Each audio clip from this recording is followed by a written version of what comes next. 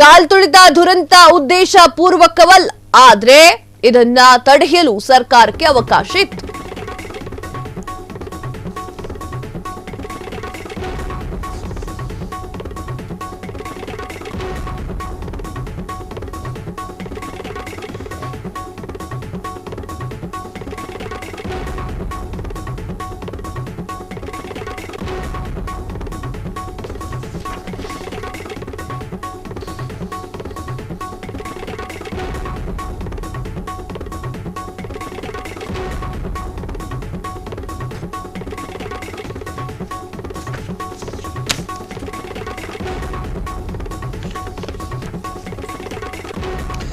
ಕಾಲ್ತುಳಿತ ದುರಂತ ಉದ್ದೇಶಪೂರ್ವಕವಲ್ಲ, ಆದ್ರೆ ಇದನ್ನ ತಡೆಯಲು ಸರ್ಕಾರಕ್ಕೆ ಅವಕಾಶ ಇತ್ತು. ಆತುರಾತುರವಾಗಿ ಸಮಾರಂಭ ಆಯೋಜನೆ ಮಾಡಬಾರ್ದಾಗಿತ್ತು. ಇದು ಜನರ ಅಭಿಪ್ರಾಯ, ಕಾರ್ಯಕರ್ತರ ಅಭಿಪ್ರಾಯ.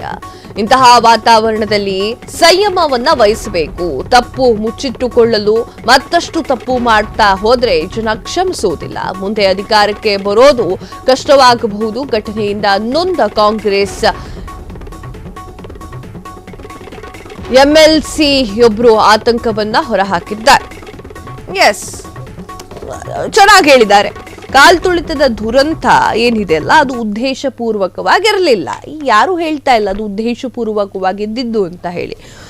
ಆದ್ರೆ ಅದನ್ನ ತಡೆಯಲು ಸರ್ಕಾರಕ್ಕೆ ಅವಕಾಶಗಳಿತ್ತು. ಯಾವ ರೀತಿ ಅವಕಾಶಗಳಿತ್ತು? ವ್ಯವಸ್ಥಿತ ಸುಸಜ್ಜಿತ ವ್ಯವಸ್ಥೆಯನ್ನ ಮಾಡಿದ್ರೆ, ಅಥವಾ ಜನಸಾಮಾನ್ಯರಿಗೆ, ಆರ್ಸಿಬಿ ಅಭಿಮಾನಿಗಳಿಗೆ ಸರಿಯಾದ ವ್ಯವಸ್ಥೆಯನ್ನ ಕಲ್ಪಿಸಿದ್ರೆ, ಪೊಲೀಸರು ಒಂದಿಷ್ಟು ಜನ, ಇನ್ನೊಂದು ಸ್ವಲ್ಪ ಏನೋ 5,000 6,000 ಜನ ಇದ್ದಿದ್ರೆ ಎಲ್ಲವೂ ಕೂಡ ಸರಿಯಾಗ್ತಾ ಇತ್ತು.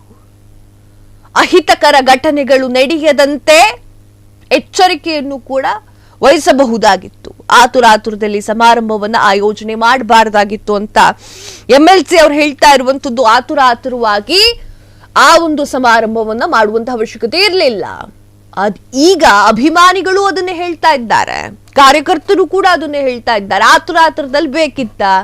ಯಾವುದೋ ಸಂಡೇನೋ ಸ್ಯಾಟರ್ಡೇನೋ ಇಲ್ಲ ಒಂದೆರಡು ದಿನ ಆದ್ಮೇಲೋ ಇದೇ ತರಹ ಹೆಂಗೆ ವಿಧಾನಸೌಧದ ಎದುರುಗಡೆ ಪೇಟ ಹಾಕಿ ಸನ್ಮಾನ ಮಾಡಿದ್ರಲ್ಲ ಆರ್ಸಿಬಿ ಆಟಗಾರರನ್ನ, ಅದೇ ರೀತಿಯಾಗಿ ಸನ್ಮಾನ ಮಾಡಬಹುದಾಗಿತ್ತು ರಾಜ್ಯ ಸರ್ಕಾರ.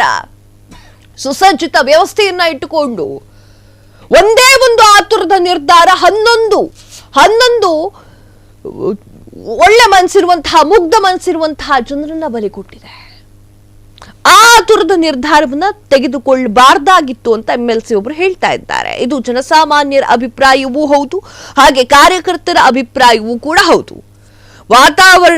ಇಂತಹ ವಾತಾವರಣದಲ್ಲಿ ಸಂಯಮವನ್ನ ಕಾಯ್ದುಕೊಳ್ಬೇಕು. ಯಾವುದೋ ಒಂದು ಇವತ್ತು ಗೆದ್ದಿದ್ದಾರೆ ನಾಳೆನೆ ಸನ್ಮಾನ ಮಾಡಬೇಕು ಅನ್ನುವಂತಹ ಹುಚ್ಚಾಟ ಬೇಡ.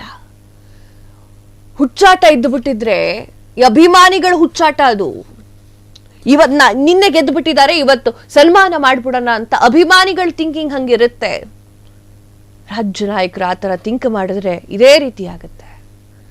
ಸಂಯಮವನ್ನ ಕಳ್ಕೊಂಡ್ರೆ 11 ಆ ಮುಗ್ಧ ಜೀವವನ್ನು ಕೂಡ ನಾವಿವತ್ತು ಬದುಕಿಸ್ಕೋಬಹುದಿತ್ತು. ಕ್ಷಣ ಕ್ಷಣದ ಸುದ್ದಿಗಳಿಗಾಗಿ ಫ್ರೀಡಂ ಟಿವಿ ಸಬ್ಸ್ಕ್ರೈಬ್ ಮಾಡಿ, ಲೈಕ್ ಮಾಡಿ ಹಾಗೂ ಫಾಲೋ ಮಾಡಿ. ಹೊಸ ಸುದ್ದಿಗಳ ನೋಟಿಫಿಕೇಶನ್ಗಾಗಿ ಬೆಲ್ ಐಕಾನ್ ಮೇಲೆ ಕ್ಲಿಕ್ ಮಾಡಿ.